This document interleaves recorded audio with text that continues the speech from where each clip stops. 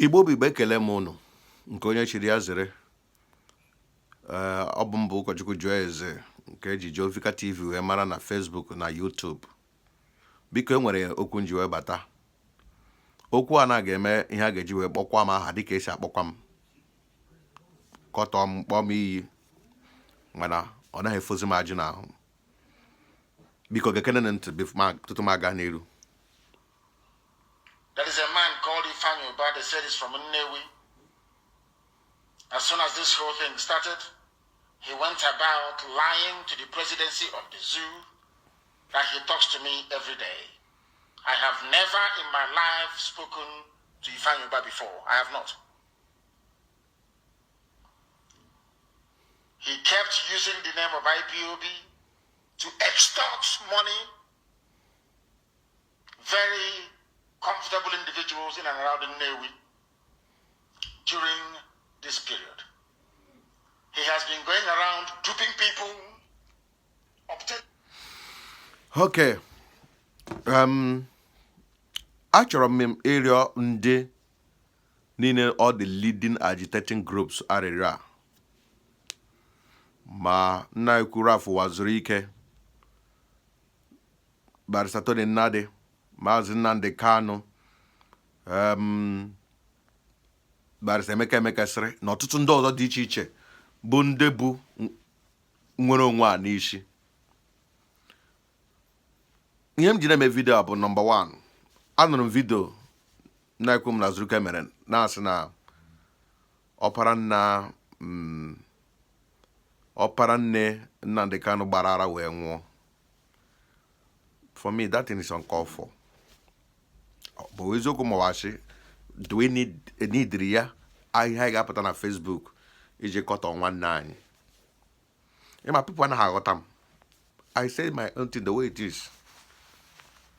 As some controversial, Confucianist, so many things. Man, him neku. That thing is uncalled for. Yeah, I may hear somebody ji wekpa mashi. Enwere onye okorobịa nọ na Turkey ụbọchị ọ kpọrọ m n'igwe ekwentị ma gwa ya sị nwanne m asị m gị ihe ị na-ekwu awụghị eziokwu ma ọ asị.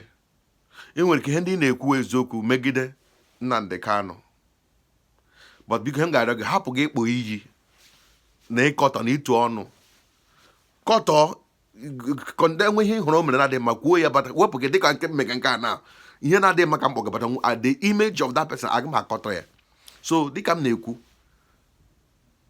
nna ekwu Uwazurike iwe onye okenye anaghị adị abụ agbara. O kwesịghị ka ọ bụrụ ihe ị ga-anọ apụta na ya abịa kwuo otu esi gbara otu esi agbara. Biko ewekwele ihe m na-agwa gị. Ụfọdụ ga-asị why not call him privately gwa ya okwu, but after I did severally agwago m nwa okorobịa na onye otu ya ji position na group ya akpọọla m Igbo ka onye m nọmba na ekwu Uwazurike enyeghị m ya. Akpọọla m ka enye m nọmba MAzi Nnadi Kanu enyeghị m. Akpọọla m ka enye nna bụ Barr Nnadi enyebeghị m ya. Agara m extra mile ihe ga-abịa kọwa here. So ebe m na ọdịghị reachable ka anyị zikwa ụzọ a ga-esi richie ha through social media ka nwee ike nweta ozi ya mgbasa ozi ya. Ịga na social media na-akọtọsi onwe anyị can never help anybody. So biko nna Uwazurike biko arịọ ka m na-arịọ emezila otu ahụ. The same thing ka m na-arịọkwa Barr na Barr biko ka focus on na ihe a Chineke kpọrọ ma ihe ikpebiri sọ ihe ga-eme ka iwe nwee ka ndị obodo anyị wee nwere onwe anyị. Onye ọzọ mege nke ya na-emeteghị ihe ma meteghị hapụ ya. Ọ bụ na ọkpọgodo gị ahụ ọjọọ hapụ ya. Ọwụ ịgbaghọrọ ịsawa.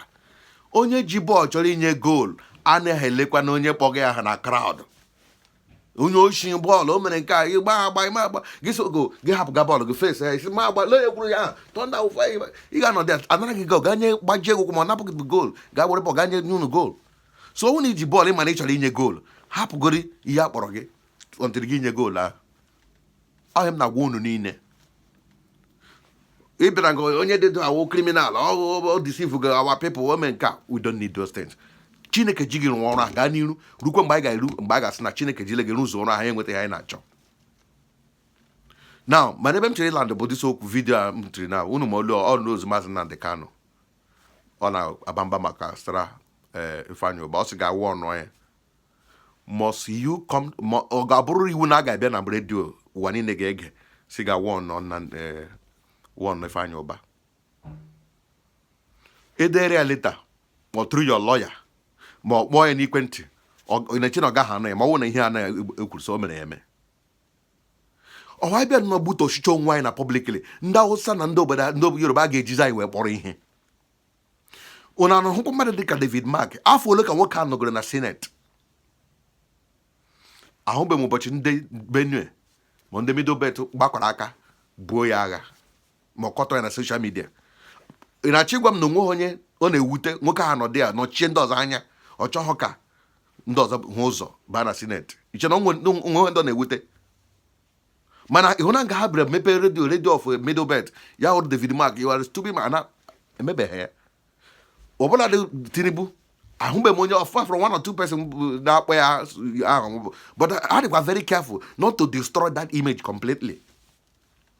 Biko nụ Chineke nyere anyị aha bụ ndị Igbo nyekwara anyị ndị oke osisi ndị a niile eji eme ọnụ ka anyị hapụ iji aka anyị wee gbutuo osisi Chukwu dị were n'obodo anyị a sị oke osisi daruo ala nwaanyị arịa ya elu biko ana m arịa ya Ifeanyi Uba o mere ihe o meghị amagha m mana there are other ways that he can be caught order ma hụ na o mere dana ịbịa na social media a na-egbutọ ndị Igbo niile ihe ọzọ wụ ihe ọbụla na a ga-egbute isi nwee ike enye 100 million akwadoghị m datin ọgụ na ị chọrọ ime ya ọwụ ihe ga-abịa na social media bịa na-ekwu akwadoghị m ya isi na ike nwanne anyị na onye Igbo mejọọ gị ihe ekuloda enwere ihe ndị mmadụ ga-ekwu sef naanị silent ezole eji silent treat ihe a nwụọ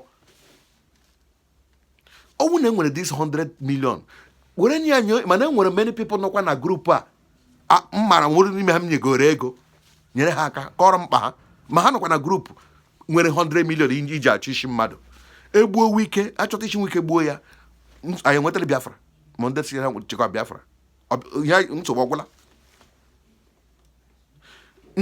Uwazurike na ozi ya ndola ga-eri ozi ya udolere ozi ya nsogbu anyị ọgwụla nne nwodo ga-anwụ ọnwụ ihere ma ọ ga-eme nke ihe ndị a mecha ndị Igbo niile ndị a nsogbu anyị ọgwụla the video Uwazurike ka ọ sị that na abịara bi demolish local government he mobilized his own men enwe counter attack you have a very serious signal. We now have different groups. We are no longer fighting for the same thing. Oh, I want to promise you, a group who get shikwe from Ali Buga fight or a group of actually fighting the Fulani. Unugano Ibana one the Fulani, another group as Baron in the Wasanala.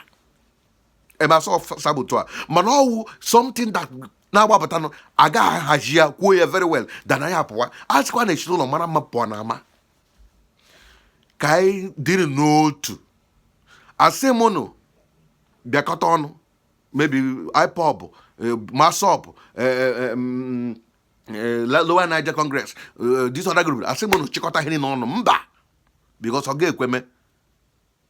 You know about Gauronis, Jagonish, and Gaya.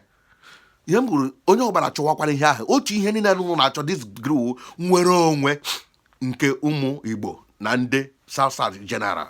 Ọkwa ihe onye ọla achọga ya nwa ka ya hapụ no ịta ma attack onye a na-lead each group first and that thing ka hapụ na akọtọsi n'onwe anyị na social media biko nụ advice ka m nye gị eji m olu Igbo na-ekwu ya akpere mbụ ka onye ga-ege ntị n'olu a ọ bụrụ na anyị chọga ka ndị ọzọkwa ndị ka m na-ekwu Nnadi Kanu ọ na-ewute gị ma ịhụ ndị mmadụ na-ata ahụ ihe mekwara iji na-aba mba dị na wena otechi egbuge ndị mmadụ na ndị enyere ọda ka egbuo ọwa otu som ogbugbu ahụ ndị Fulani gbuge ka egbuge ndị a enwere otu onye soja mma sadebe ụlọ anyị ọ gara agha Boko Haram lọta na ndụ mana egburu ya na desi protest amega na ugbu a na nwa orubi egbuole ọwụ na ọgbagbughị onye IPOB maọbụ onye Igbo grada ahụrụ ya na ọwụ yi efe soja akwụgbuo ya n'ihi na enyere ọdasị gbuo ya egbuole onye Igbo ahụ ka anyị gwere nụ nwayọ echi dị ime agha ụlọ kakwana njọ kara nke ama the earlier we unite in mind the better for us otu aka ọha na m n'ọnụ mmecha ihe onyonyo m ga-agbanyụ my phone ihe ọbụla a ga-akpọ kpọrọ nwana aga m ahụ ya ndewonu